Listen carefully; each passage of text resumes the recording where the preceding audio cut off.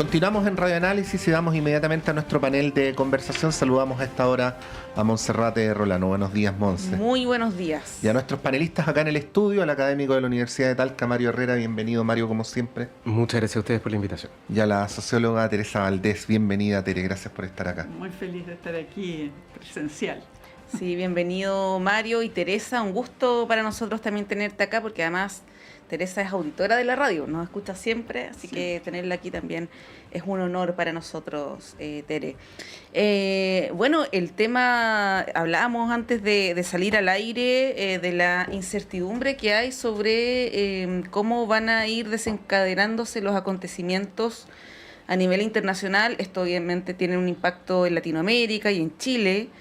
Pero la verdad es que cada día que pasa da la impresión que Venezuela, la transición democrática en Venezuela va a ser sumamente lenta si es que se produce, ¿no? En una entrevista en New York Times, Donald Trump, creo que fue ayer o hoy, la reproduce hoy temprano la tercera, él señala que la transición va a ser mucho más lenta de lo que se cree, mucho más lenta que 6 meses o que un año incluso.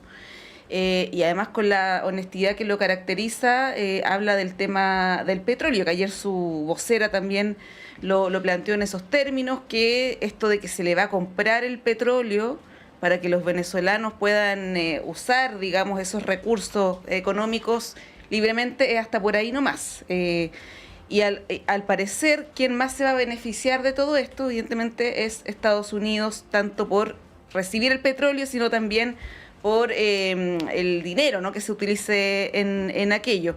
Hay algunos analistas internacionales que hablan de un robo, ya lisa y llanamente del petróleo venezolano, que nunca, digamos, que ha sido necesariamente 100% venezolano, ¿no?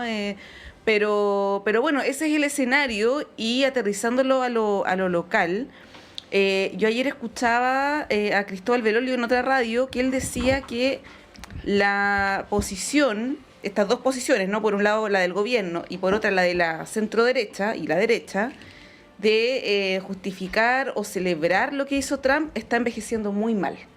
Y ahí, Mario, te quería preguntar cómo lo ves, ¿no? Porque de hecho Cristóbal Belolio decía que el tuit del presidente, donde habla de los serviles, ¿no?, él le encontraba razón. No quizás la forma, no quizás que lo dijera el presidente, pero en el fondo le encontraba razón, ¿no? ¿Cómo ves que están a la luz de los acontecimientos, donde ya estamos viendo que el tema de la democracia, no se ha liberado ni un preso político, no se han dado luces de una transición, y pareciera que el objetivo este era solamente económico, negocios, petróleo? ¿Cómo lo ves también aterrizándolo a las posiciones que se han tomado desde nuestro país?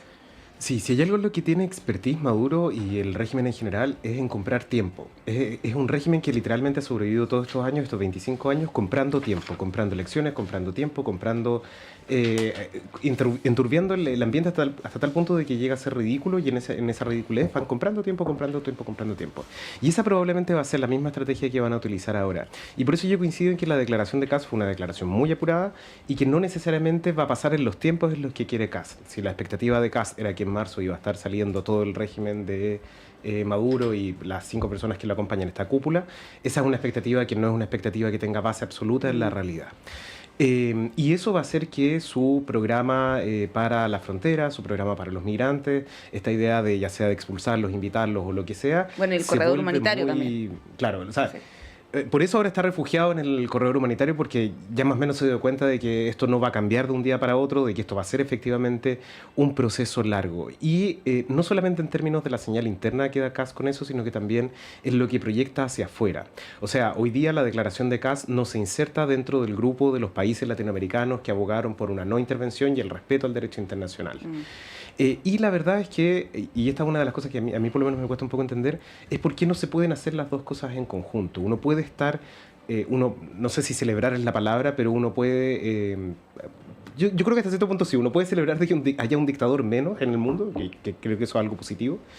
Pero cuando tienes al lado un elefante, que es el hecho de que un país intervino sobre otro, vulneró su soberanía, o sea, hay una serie de principios del derecho internacional que se vulneran ahí. Eso pasa a ser un dato que es importante, pero no es el dato más importante.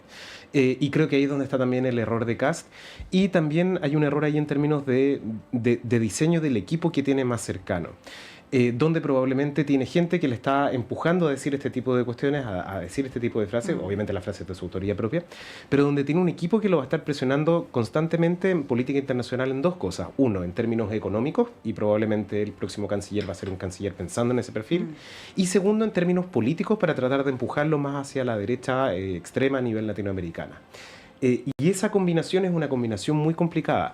Boric sí supo sortear un poco eso. Tenía que mantener el equilibrio entre o alinearse con los países de la izquierda latinoamericana que está reñida con la democracia o a los países de la socialdemocracia de izquierda. Y él se alineó más con la socialdemocracia de izquierda. Independiente de esta última declaración de la humillación y lo servil, yo creo que está un poco más desde la otra vereda, pero en general supo tomar la decisión correcta. Y eso es lo que Kast con esta declaración demuestra de que no está del lado de la moderación en términos de política internacional, sino que está más bien alineado con un cierto grupo de países. Oye, y dicho, disculpa, Pato, de Daniel Jadue, a propósito de lo que plantea Mario, muy críticos con el gobierno, críticos con la ministra Vallejo, justamente entre otras razones, por las posiciones que se han tomado respecto de Ucrania, de Venezuela. Es un costo que también decidió pagar el presidente Gabriel Boric. Sí, está la declaración de Boric sobre la cual, por supuesto, Tere, te pedimos la opinión, pero bien sabemos que el tema Boric es un tema de salida. Todo este tema que estamos conversando se va a desplegar plenamente durante el gobierno siguiente, por lo tanto probablemente haya que poner más la atención en eso que en esto. Lo digo de manera hipotética. Tenemos esta cosa rara que 3 meses donde hay 2 presidentes conviviendo, pero bueno, quería preguntarte en esa línea porque hay al interior de las derechas también una disputa sobre cuál es el tipo de política exterior que hay que llevar, ¿no? Y está la pregunta entonces, como tú decías, Mario, de cuál va a ser el perfil del canciller nominado. A mí me parece de lo más interesante este periodo con 2 personajes porque hay la necesidad de la diferenciación igual, pero una vez que el presidente electo entra a la cancha de hacerse cargo, de hacerse responsable, rápidamente empieza a cambiar de visión. Entonces son sus declaraciones las que envejecen más rápido y son otras las que van quedando. Pienso, digamos, de que es muy interesante lo que está pasando en este minuto, que aunque sea terrible decirlo, los acontecimientos de Venezuela son favorables para Chile en términos de ir tomando una decisión mucho más estratégica y política, porque cuando el matón del barrio decide que América es mía, dice nuestra, pero es mía, en el fondo está diciendo, corten ustedes relaciones, ya se lo dijo a Venezuela con China, con Irak, con Cuba, ¿cierto?, etcétera, y Chile todo su trabajo desde Frei, que lo apoyaba, ¿no es cierto?, todo el avanzar hacia el Asia Pacífico es clave. Entonces yo pienso de que estamos pasando un tiempo muy interesante en términos del realismo y de que tendrá que buscar un canciller que tenga las 2 dimensiones, por un lado la económica, pero también la política, porque el alinearse, el impulso inicial de alinearse, digamos, con Trump y con todos quienes están aplaudiendo, rápidamente te muestra de que estratégicamente esta cosa de los intereses, que es tan raro, porque el interés de Donald Trump es hacerse del mundo, y como que el MAGA significa que le han quitado el mundo siendo de él, y entonces estoy defendiendo, me voy a recuperar. ¿De dónde? Dios mío. Entonces es interesante porque nosotros tenemos que entrar a nuestra condición de reconocer de que somos de interés para los intereses del señor Trump. Entonces pienso de que lo que más me preocupa a mí es cuál debe ser la posición de Chile frente en el futuro, cuál debe ser frente a Venezuela. Y para mí está claro, y voy a repetir lo que dijo, creo que o Jaime Gazmuri o no sé quién, hay que mantener la política que siempre tuvo, buscar la democracia, reponer la democracia, ver qué pasó a lo mejor habría que exigir que aparecieran las papeletas, digamos, de la elección e insistir en la posición de Chile que ha sido recuperar la democracia en Venezuela y apoyar esa línea. Creo que es un tremendo aporte mantenerse ahí. Sí, ahora democracia, derechos humanos, algo que no ha estado en el debate, por lo menos en los discursos del gobierno norteamericano, y ahí uno se pregunta cuando ya se es tan explícito con el tema del petróleo, qué pasa con Rusia, qué pasa con China, las conversaciones que se dan por debajo, si están esperando para tomar algún tipo de represalia o si esto está previamente acordado. Hay muchas cosas que no sabemos y que probablemente mientras pasen las semanas nos vamos a ir conociendo. Ahora, Mario, llevándolo también al terreno local y con lo último que dice Teresa, hay una política de Estado que este gobierno ha continuado. El canciller Van Claveren, y no lo digo porque sea profesor de nuestra universidad, es probablemente de las personas más idóneas para ese cargo, ¿no? Experto en el área. Y bueno, se han tomado decisiones. Este gobierno ha sido cauto, por ejemplo, con la figura de María Corina Machado, cuando desde la oposición firmaron una declaración respecto del Nobel, que también ha envejecido un poco mal. Ha sido cauto, por ejemplo, cuando desde la oposición se pidió investigar el cartel de los soles, que también envejeció mal. Y bueno, hay una política de Estado que se ha seguido, lo decía el día lunes acá Jorge Arrate, él mencionaba o recordaba el presidente Alessandri, ¿no? Cuando se pretende expulsar a Cuba de la OEA y Chile se opone, que es una política que ha mantenido el Estado incluso en gobiernos de derecha, obviamente sacando a la dictadura, ¿no? ¿Qué te parece? Porque Kast también ha dado algunas señales, por ejemplo, de romper relaciones con Cuba, ha dado varias señales en materia internacional que yo creo que son interesantes y que rompen con la tradición en política exterior de nuestro país. Sí, yo creo que hay dos cosas ahí. Uno, la relación, cuando en el primer curso de Relaciones Internacionales uno siempre le enseña que las relaciones internacionales se mueven en función de los intereses. ¿Y cuál es el interés acá? Este no es un interés cultural, este no es un interés político, este no es un interés de ningún otro tipo, más que un interés 100% económico. El interés de Trump en América Latina es un interés económico. De hecho, si la transición comienza con la parte económica, lo más probable es que ese proceso de transición en el caso de Venezuela se detenga en la parte económica y probablemente nunca llegue a la parte política incluso. Ahora, eso... El interés de Estados Unidos es un interés muy distinto del de nosotros. El interés de Chile es un interés por una apuesta por el multilateralismo. Hoy día nosotros no dependemos en términos de exportaciones, en términos económicos, en absoluto de Estados Unidos. No es nuestro aliado estratégico en el mundo. O sea, Chile hace mucho tiempo que empezó a mirar hacia otros horizontes y en buena razón, porque así las crisis también, la crisis del año 2009 y la crisis de los años 90 no nos golpeó con tanta fuerza como al resto del mundo, porque de alguna forma estábamos preparados con alianzas estratégicas con el resto del mundo. Yo me alegraría mucho si es que el canciller de Kast termina siendo alguien más bien pensando en una política económica, más que en una política global o como la inserción de Chile dentro de esta nueva derecha latinoamericana. Y creo que ahí es donde está la decisión que él tiene que tomar. O escucha más bien a los sectores de Chile Vamos, que siempre tuvieron un canciller de ese perfil. Pero pensemos en personas como Moreno, por ejemplo, alguien que viene del mundo empresarial. O sea, una persona que estaba pensando en economía internacional y no en política internacional. Creo que vería con muchos mejores ojos algo así, a tener a alguien que él esté hablando continuamente a aplaudir a Trump y todo lo que haga dentro del contexto latinoamericano. Si no, se nos va a poner muy difícil. Roberto Ampuero, dices tú. Claro, y Ampuero, mira, fíjate que era una persona que además tenía el otro perfil en un inicio, pero que con el tiempo se fue convirtiendo. O sea, ¿no? Sí, bueno, y las consecuencias que todo esto tiene en la migración, ¿eh? O sea, entendemos a naturalizar las cosas, pero hace 2 meses estábamos hablando de que se iban a echar 300.000 migrantes. Hace un mes se estaba hablando de cuando cayera Maduro iban a volver los venezolanos a Venezuela. Y bueno, por lo menos desde esta radio siempre dijimos que eso no iba a ser así, no es así, no será así. No hay una relación automática, hay una relación pero no automática entre lo que pase o no en Venezuela y el retorno. Ahí, Teresa, además que tú que tienes conocimiento generacional también de todo lo que fue el fenómeno del exilio, la gente echa raíces, no vuelve. Y creo que también es bueno ponderar la manera en que en el debate nacional analizamos el tema de la migración a la luz de esos fenómenos que son más estructurales y que son de siempre, que tienen que ver con la condición humana. Bueno, ¿qué podríamos decir al respecto? Que no van a volver los venezolanos a Venezuela mientras no haya condiciones en Venezuela. Es muy triste, es muy dramático, porque de verdad que los venezolanos que están fuera de su país quieren volver, pero no hay condiciones. Entonces es una ficción.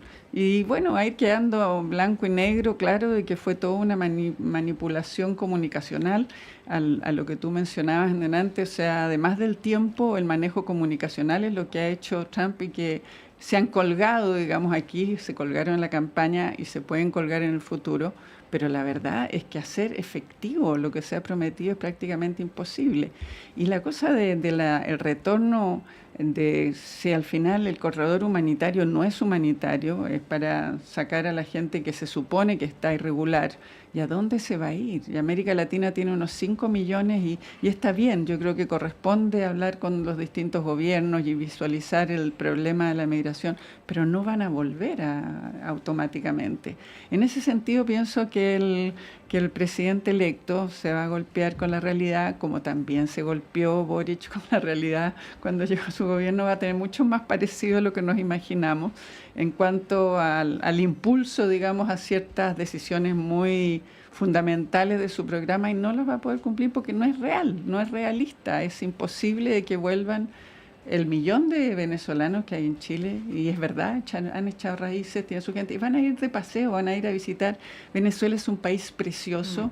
Yo lo visité la primera vez cuando tenía 15 años, por razones muy divertidas, pero bueno. Y después fui varias veces. Estuve también cuando estaba Chávez de presidente en actividades de mujeres, precisamente trabajando en investigación sobre el índice de compromiso cumplido de los compromisos de Beijing. Y me reuní, digamos, con mujeres, digamos, y fue muy doloroso porque dentro de las feministas estaban las que apoyaban a Chávez y las que no. Hicimos una reunión que era la primera vez que se reunían de nuevo las unas y las otras, y fue emocionalmente muy fuerte porque todavía no ha sido posible construir la unidad de la oposición, y yo creo que ese es uno de los temas más difíciles que tiene Venezuela para salir adelante y recuperar su democracia, las dificultades. Entonces van a ir de visita. Es precioso Venezuela, es una belleza, tiene los lugares más hermosos, las riquezas naturales y todo. Entonces van a ir de paseo, pero se van a quedar en los otros países. Bueno, está el tema del corredor humanitario, Mario, Teresa, la visita de Kast ayer a Perú, con estas reuniones que tiene, también a nivel empresarial, que ha sido la tónica también lo que hizo en Argentina, ¿no? Y también está la duda o la especulación sobre los nombres de su gabinete, que yo creo que se da de una manera también bien temprana, porque la mayoría de los presidentes entregan definiciones más cerquita de asumir, ¿no? Está el tema del canciller, como decía Pato. Hay algunos nombres que caen más o menos de cajón, como el caso de Claudio Alvarado, que va a tener un rol, Cristian Valenzuela probablemente en el segundo piso o en algo similar, Mara Cedini, que ha estado todos los días ahí en la oficina del presidente electo. Son nombres que uno ya asume que van a estar en una primera línea, pero hay otros que creo que son interesantes ver a quién va a poner por el perfil que da cuenta de cómo él proyecta su gobierno, ¿no? Por ejemplo, el Ministerio de Seguridad.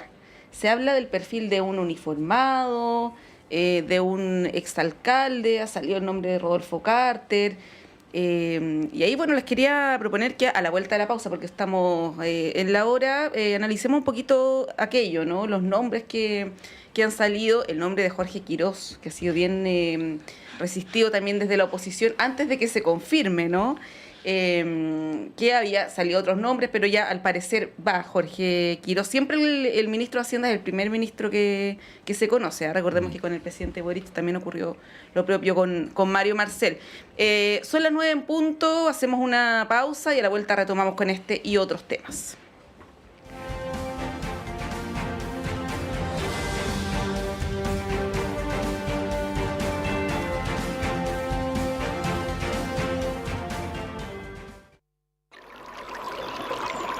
Aguas Trayén o Cascada en Mapudungún es la mejor agua purificada con tecnología de última generación. Para más información, visite su página web www.aguastrayen.com.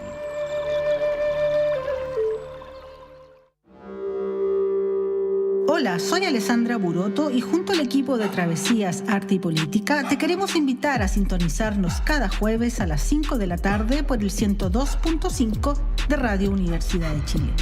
¿Cuáles son las derivas del arte actual, sus prácticas, problemas de interés, su relación con la vida cotidiana y la política y con los sucesos del mundo de hoy? Entrevistas, conversaciones, cartelera y mucho más. Travesías, Arte y Política es un viaje por las derivas del arte en Chile y Latinoamérica. También puedes escucharnos cuando quieras y donde quieras en Volver a Escuchar en www.radio.uchile.cl.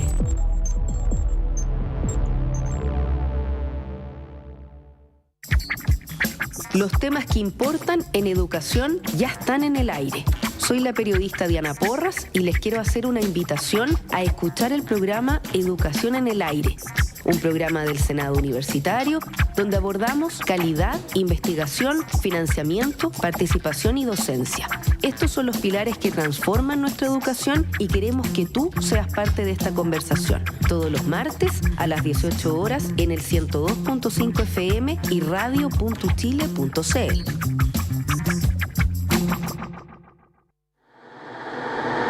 Este verano, la escuela de temporada se vive en los territorios y se escucha en la radio. Sintoniza Somos Universidad, Somos Territorio. Vamos a la escuela de temporada, el programa de Radio Universidad de Chile. Escúchanos de lunes a viernes a las 14 horas. Más de 50 actividades gratuitas en Puente Alto, Melipilla y Parquemet. Toda la información en uchile.cl/escuela de temporada y @betscom_uchile. Somos universidad, somos territorio.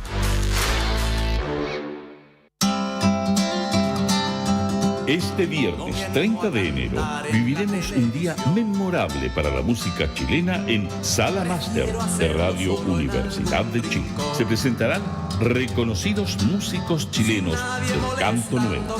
Nos acompañarán Felo, con 50 años de trayectoria en los escenarios más importantes del país. Eduardo Peralta, destacado guitarrista y autor de canciones con letras irónicas y poéticas. Luis Pipo Guzmán, destacado cantautor y compositor de larga trayectoria.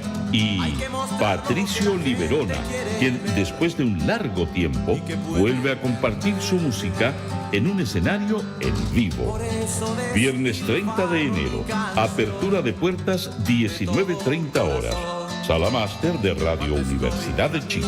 Miguel Claro 509, Providencia. Entradas disponibles en Portal Ticket.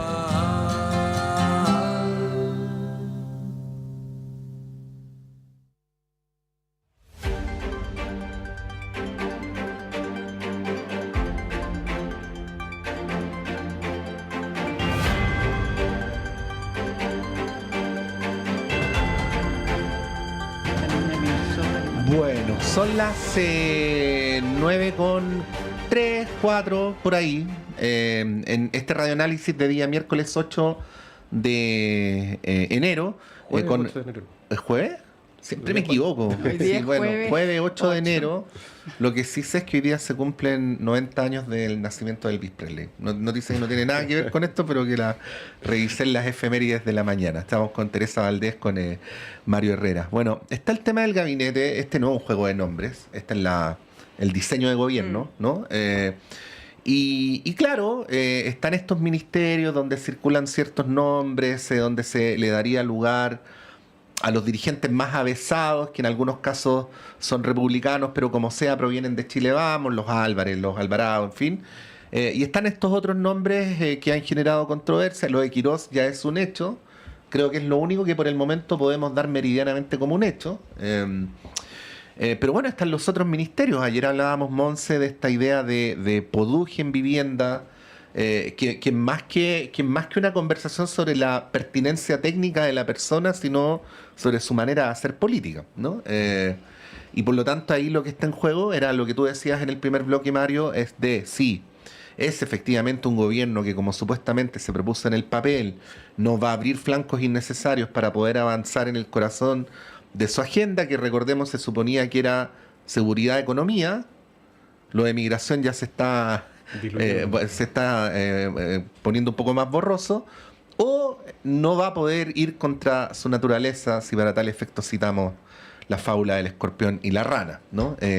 Teresa.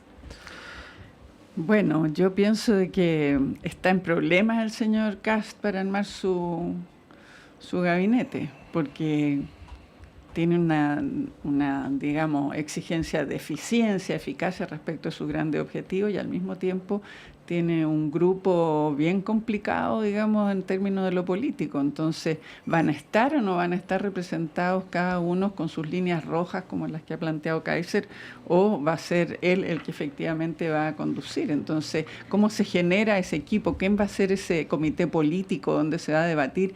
¿Va a existir? A lo mejor ni va a existir.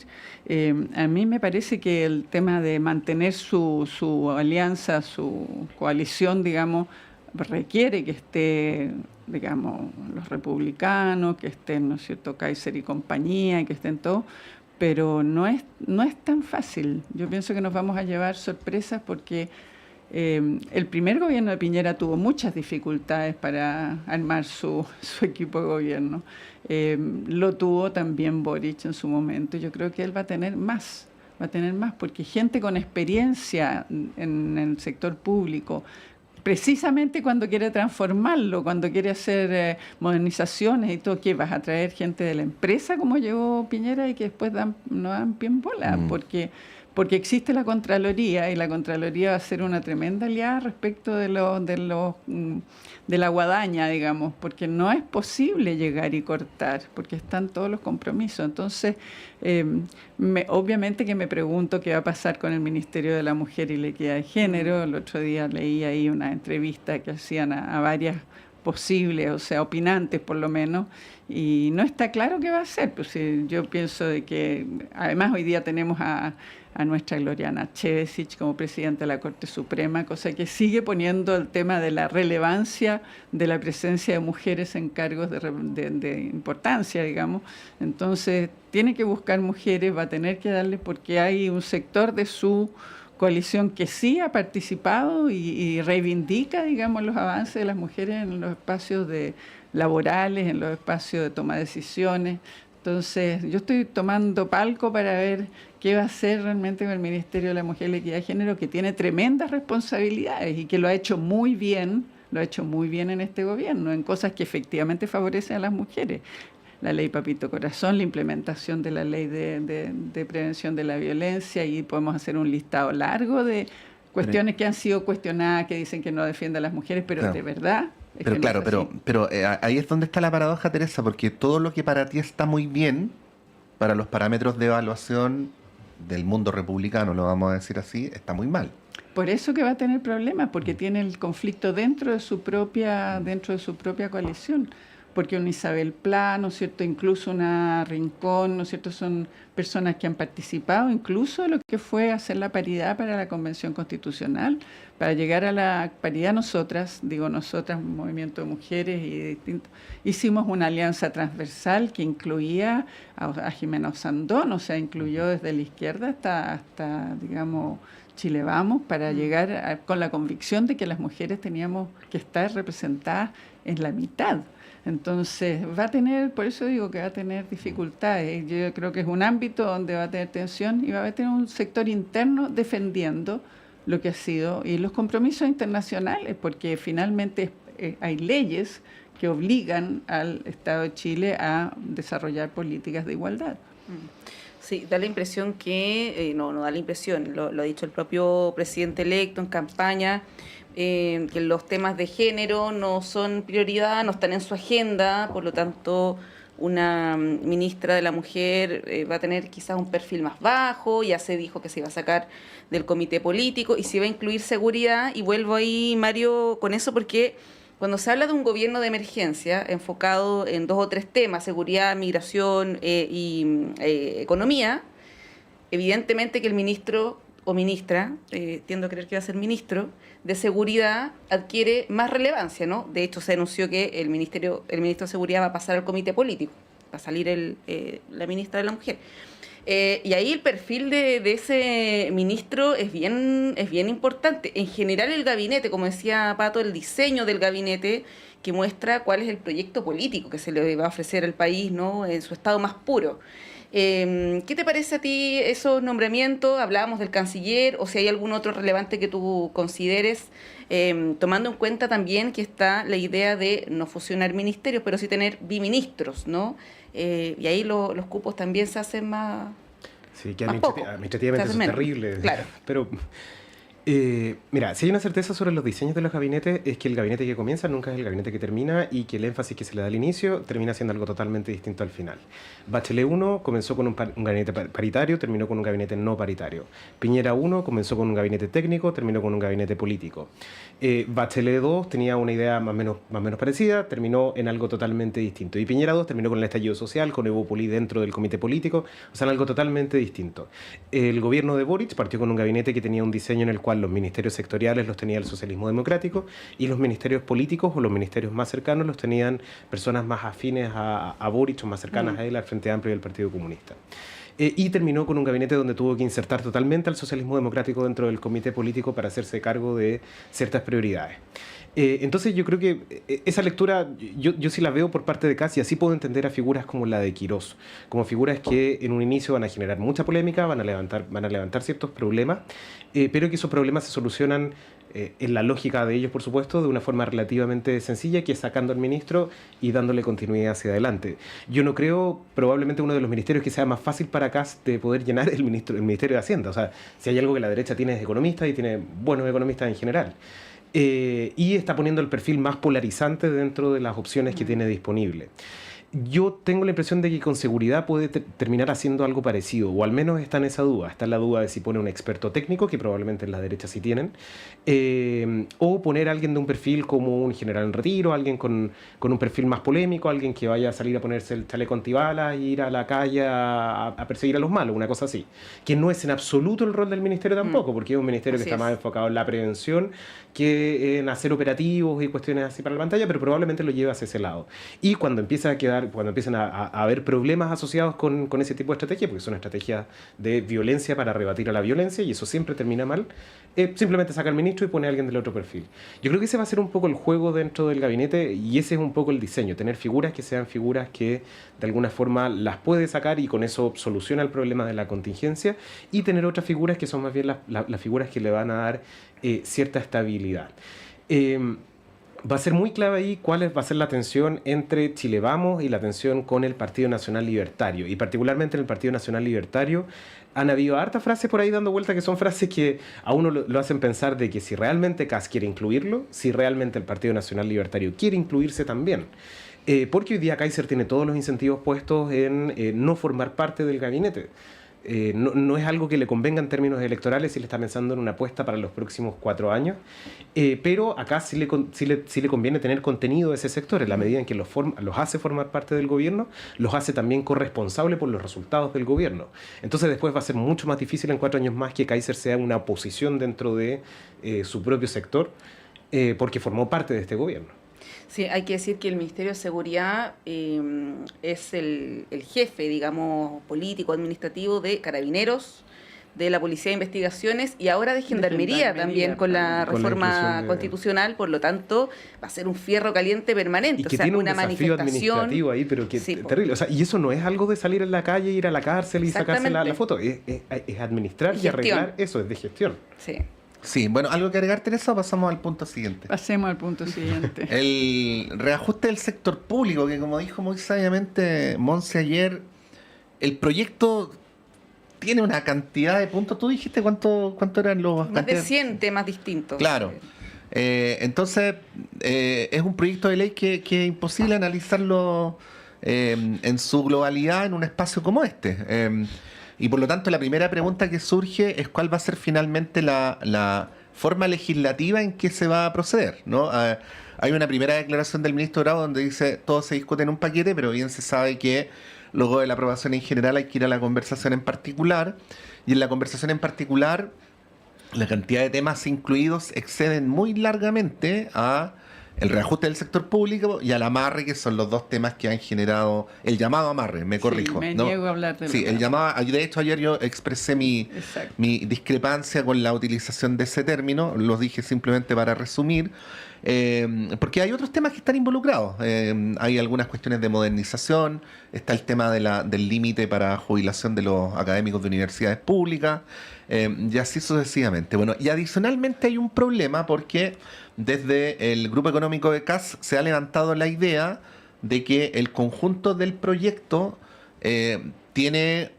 exigencias presupuestarias que exceden a la capacidad de cobertura, por lo tanto hay una polémica ahí abierta que se está viendo cómo se va a resolver. Incluso hay parlamentarios de la AEC que le han pedido al Consejo Fiscal Autónomo que se pronuncie respecto a si es viable o no es viable lo que está contenido en el proyecto. Bueno, la pelotera es bastante grande y agrego algo que hemos dicho acá también en la radio. Es muy inhabitual que en un día como este, 8 de enero, estemos discutiendo un asunto inédito como este, que en general queda claramente zanjado en torno a la Navidad. Inédito desde la vuelta a la democracia, es algo inédito. Y solamente agrego, Teresa, que ayer Arturo Esquella, presidente de Republicanos, dijo en una entrevista radial que él rechazaría el proyecto de reajuste, pero que es algo que todavía no se ha zanjado con la bancada republicana.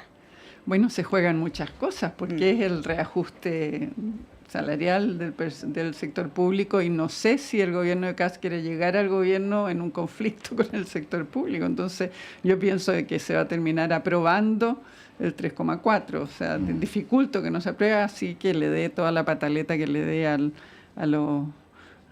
sector, digamos, más radical.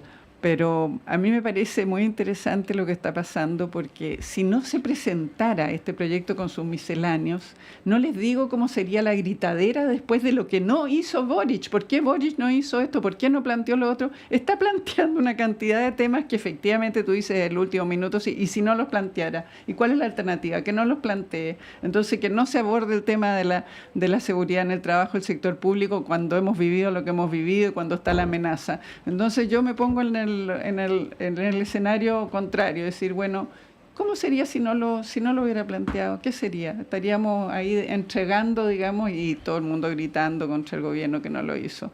Entonces pienso de que hay algunos temas que sí, de hecho ya se han aprobado, ayer se aprobaron una serie de los artículos de los 120. Hoy día se seguirán aprobando, van a quedar los más polémicos, y me parece que es interesante porque que ha expuesto, digamos, el futuro gobierno a una situación que va a marcar en la próxima negociación con la mesa del sector público, si es que llega a haber, porque a lo mejor ni va a haber mesa del sector público.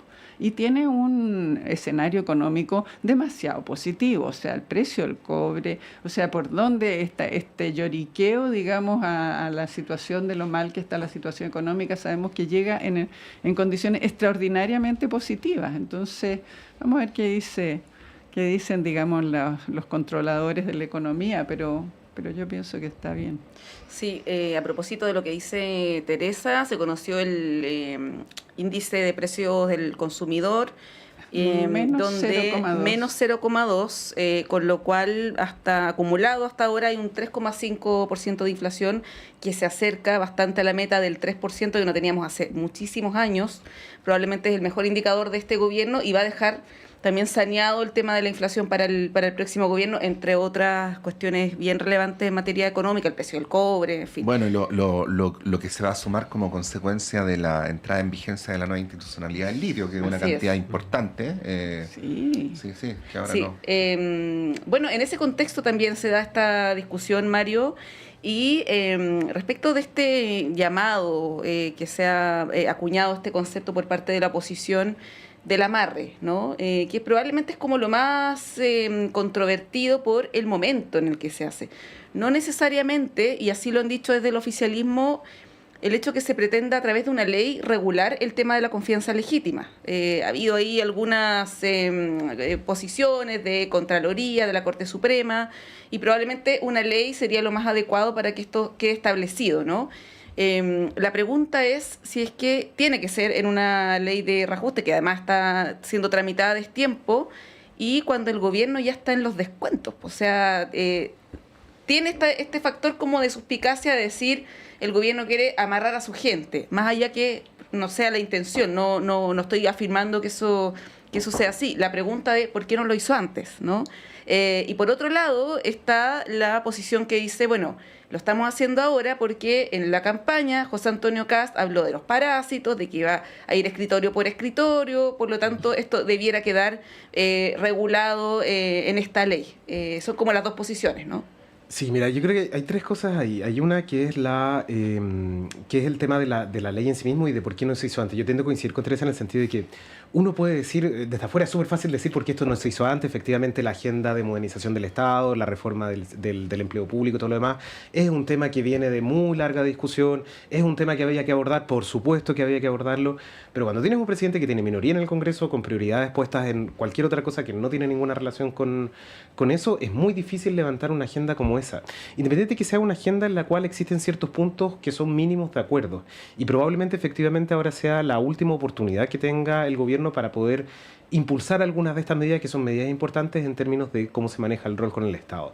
Ahora, yo no sé si Kast realmente dimensiona o si le tiene realmente susto al sector público como gremio. Y lo digo porque en el sentido de que, una negociación desfavorable con el gremio del sector público es algo que retroalimenta esta idea. O sea, la va complementando, la idea de que los funcionarios públicos están solamente para paralizar los servicios, que son lentos, que las burocracias estatales.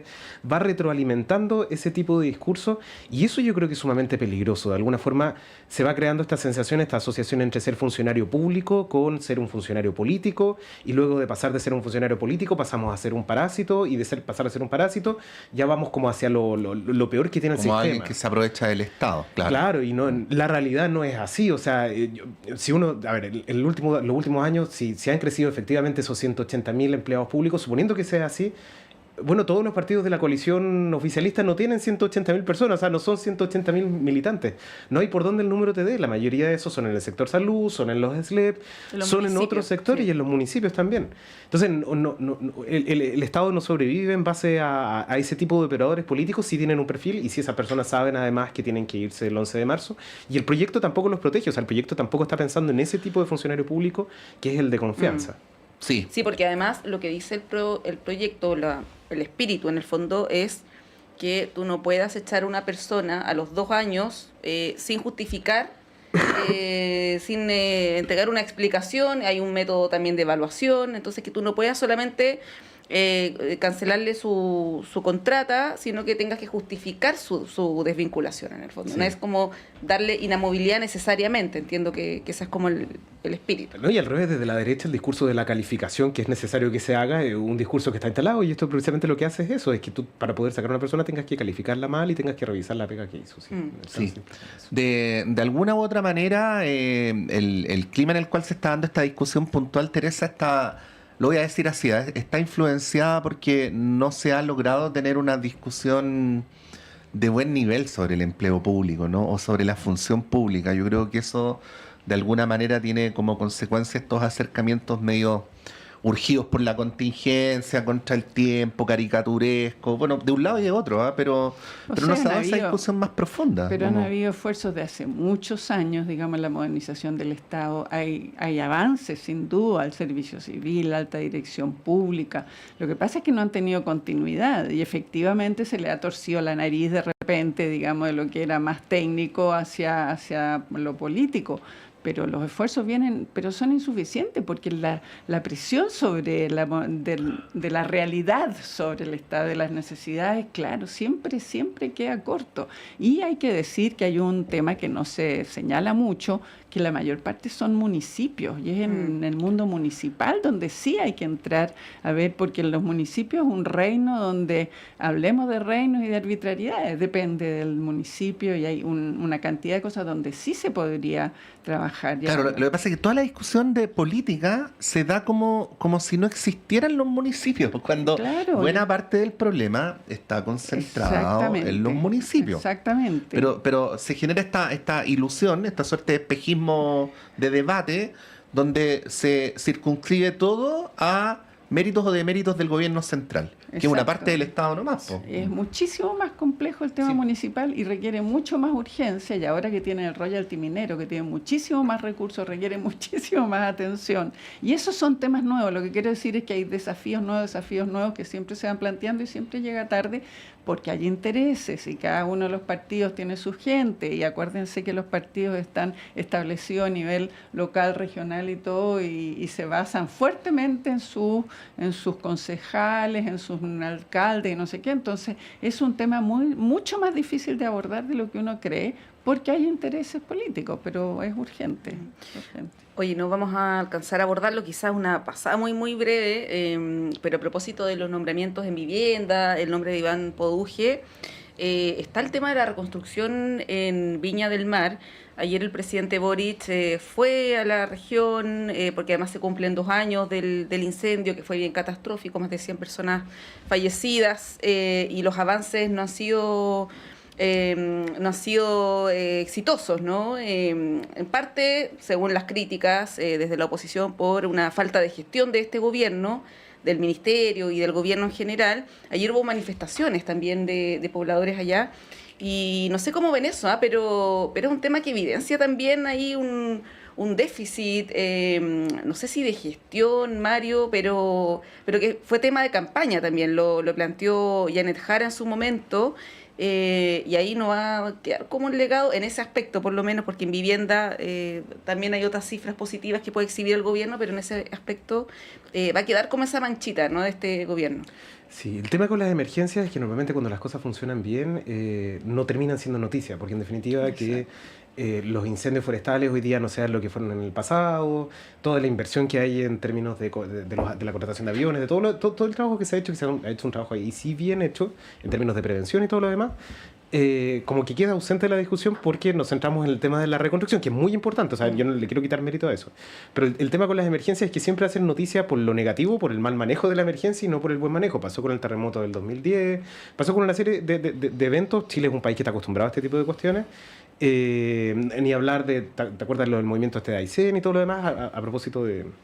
entonces estos temas hacen noticias solamente cuando son una emergencia, solamente cuando tienen un componente negativo y no cuando tienen un componente positivo. Pero independiente de eso, yo creo que sí hay un problema ahí grave y un problema de gestión del cual se retroalimentan también estos discursos. Y yo creo que en el caso de Poduje tiene una habilidad para hablar sobre los diagnósticos y que por ahí es el mismo pecado que él está tratando de condenar del otro sector, que es que se centraron solamente en los diagnósticos y no en la capacidad de hacer. Y Poduje es muy bueno para eso, para hacer diagnósticos, para mostrar sus mapas, etcétera. Pero luego el cómo es muy difícil dentro del Estado. Sí. Y precisamente por toda esta cuestión de la estructura, precisamente por todo esto de cómo funciona el Estado.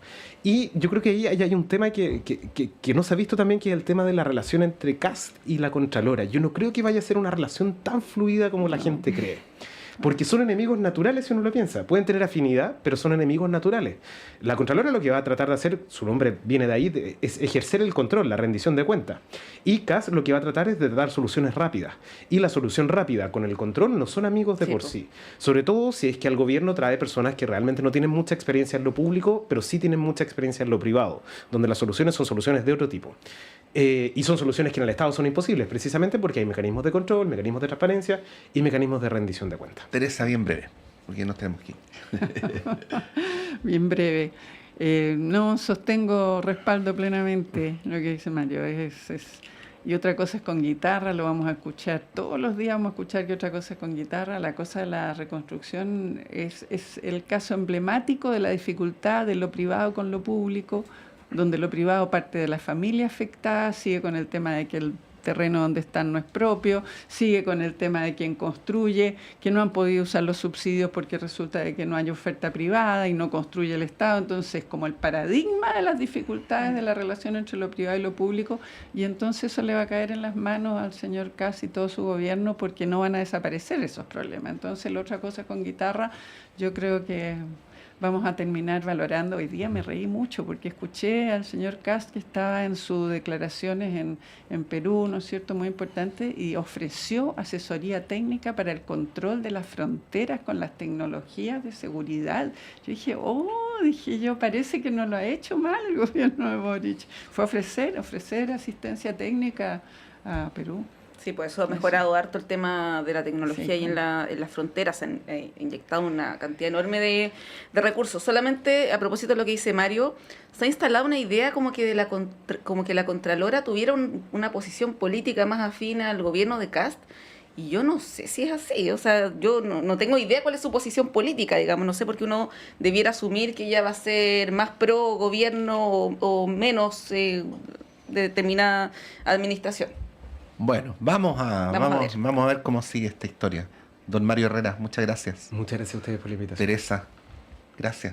Muy contenta de estar aquí, de compartir. Vamos y volvemos.